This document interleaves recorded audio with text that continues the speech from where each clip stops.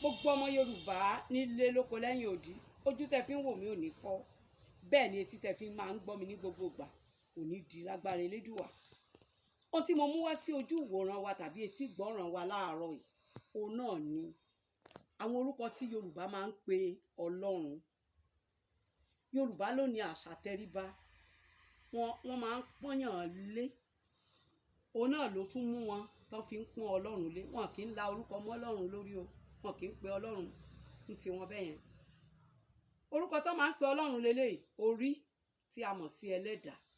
Ẹlẹ́dàá yẹn náà tún nítumọ̀ tiẹ̀ tí a mọ̀ sí ẹni tó dá ayé àti ọ̀run. Òyígíyigì, wọ́n máa ń pe Ọlọ́run lóyígíyigì, ìyẹn ni pé ẹni tó tóbi tán, ọ̀gá ògo, ẹni tó ní gbogbo ògo ní ìkáwọ́ rẹ̀, ẹlẹ́mìí, ẹni tó ní ẹ̀mí gbogbo ọmọ ẹ̀dá.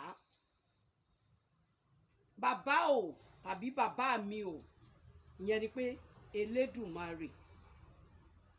Wọ́n tún pe Ọlọ́run ní àwámárìdí, ẹni tí a kò lè rí ìdí rẹ̀. Wọ́n tún pe Ọlọ́run ní òyígíyigì, ẹni tó tóbi tán tí gbogbo ògo wà ní ọwọ́ ẹ̀.